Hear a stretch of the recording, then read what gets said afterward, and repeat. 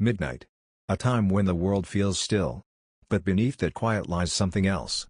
The graveyard shift, the long, lonely hours between dusk and dawn, is when reality begins to twist. When the silence speaks. And things move where no one should be. Tonight, you'll hear 8 terrifying true stories from those who've worked when the world sleeps. Real night shift horror stories. From morgues, warehouses, hospitals, prisons, and places forgotten by time. Close your eyes. And pray that nothing's watching you in the dark.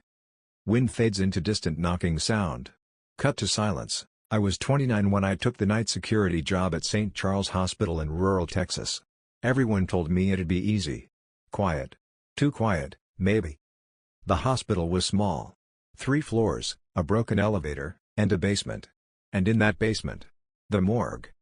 On my 3rd night, I got a call at the nurse's station. Someone had heard knocking from inside the morgue. I went down. Long hallway. Cold.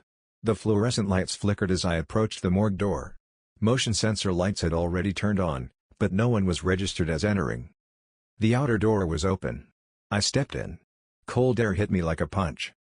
Everything looked normal, until I saw drawer number 4. Open. Just an inch. I reached for it.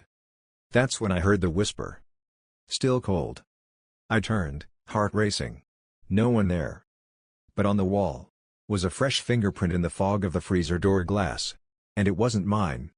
I closed the drawer, backed out slowly, and locked the morgue. Later that week, the same drawer opened again, by itself, at exactly 3:17 a.m. I never stayed past 3 again. I worked night logistics at a shipping warehouse in Columbus, Ohio. Graveyard shift. Barely any staff. Sometimes just me. One night, during inventory, I saw movement on the mezzanine cameras. A man. Or something shaped like a man. Pale face, slow walk. He was dragging his hand along the racks. I called out. You good? No response. I checked the floor. Nothing. Then I found a torn notebook. Inside it were old entries, from 1997. He walks the floor at 3:12. Never speaks. Just watches. Don't follow him. Don't look back if you do. That night, the motion sensors went off row by row, moving toward me. I stood frozen. My radio crackled. Static. Then a whisper, "Why are you here?" The cameras? All feeds were dead, except one. It showed me. From above. But the angle wasn't from any installed camera. I quit that week from night nurse, palliative wing, Chicago. I've seen death. But one night still keeps me up. A patient named Lorraine was close to the end. Calm lady. Never caused trouble. I monitored her room via screen at the station. At 3:45 a.m., I saw a figure in her room. Tall. Featureless. Just standing. I ran. No one there.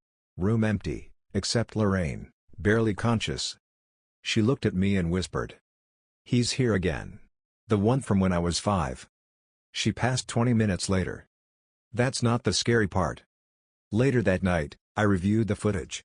Nothing unusual. Until 3:45. One frame. Just one. Shows Lorraine. Wide-eyed in terror. And beside her, a face. Blank. Skin like porcelain. And its hand. Inches from her throat. Graveyard shift at a highway gas station. You get weird folks. But nothing like this. Around 3:12 a.m., 2 kids walked in. No shoes. Pale. Silent. The boy asked, "Can we use your phone?" I said, "Where are your parents?" The girl whispered. "They don't like the lights. They're underground." Suddenly, both kids smiled, too wide. Their eyes. Fully black. I blinked, and they were gone. The door never opened. No sound. Just gone. Security footage? Blank static for 3 minutes. Later, I learned, a family of 4 had died in a car crash near that gas station. Buried just behind it. They had 2 kids. For 15 years, I was the night caretaker for a historic cemetery outside Savannah, Georgia. Most nights, peaceful. Until 2020. That summer, every night at 2:22 a.m., one grave would appear disturbed. Fresh dirt. Always the same headstone. Margaret Elway, died 1889. No animals. No signs of entry. One night, I set up a camera. At 2:22, I saw it. A woman in a white dress. Crawling out of the earth. She looked right at the camera. Then she pointed. Toward the caretaker's shack, toward me. The next night, I found muddy footprints leading to my cabin door. And carved into the wood. I remember you. I was hired to monitor an old prison awaiting demolition. Paid well. 1 week, overnight shifts. By night 2, I started hearing it. Chains. Footsteps. Distant screams. I chalked it up to old pipes. Until I saw them. Figures in orange jumpsuits. Faces missing. They just stood behind the bars. Staring. I radioed in. They told me. There's no cell block C anymore. It collapsed in 1998. But that's exactly where they were. On my last night, I found a torn note near the collapsed block. They locked us in. Now we never leave. Join us. I was a temp at a downtown hotel. One night, I took the service elevator to the 7th floor. But it stopped at 6.5. The doors opened to darkness. A hallway that didn't exist. Dim lights.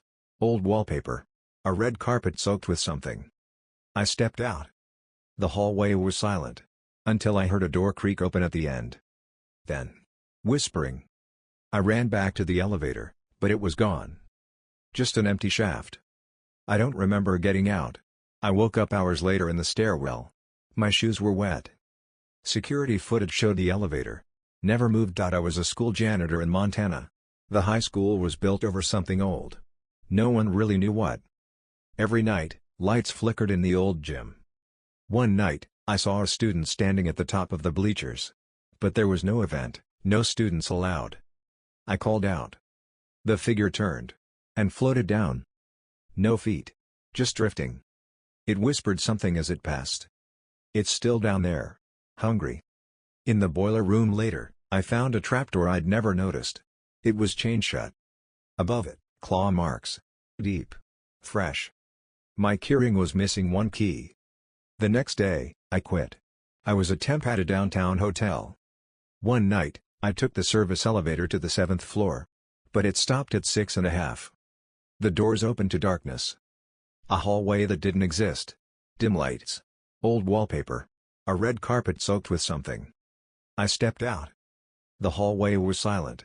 Until I heard a door creak open at the end. Then. Whispering. I ran back to the elevator, but it was gone. Just an empty shaft.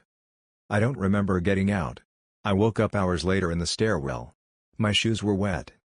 Security footage showed the elevator. Never moved. I was a school janitor in Montana. The high school was built over something old. No one really knew what. Every night, lights flickered in the old gym. One night, I saw a student standing at the top of the bleachers. But there was no event, no students allowed. I called out. The figure turned. And floated down. No feet. Just drifting. It whispered something as it passed. It's still down there. Hungry. In the boiler room later, I found a trapdoor I'd never noticed. It was chained shut. Above it, claw marks. Deep. Fresh. My keyring was missing one key. The next day, I quit. The night hides what the day forgets. These stories were told by real people, workers, guardians, caretakers, who faced what the rest of us ignore. Shadows in hospitals. Whispers in warehouses. Footsteps in empty hallways. Not every shift ends when the sun rises. For some, the darkness follows them home. If you hear knocking tonight, don't answer. Sleep tight, if you can. Whispered voice, we never sleep.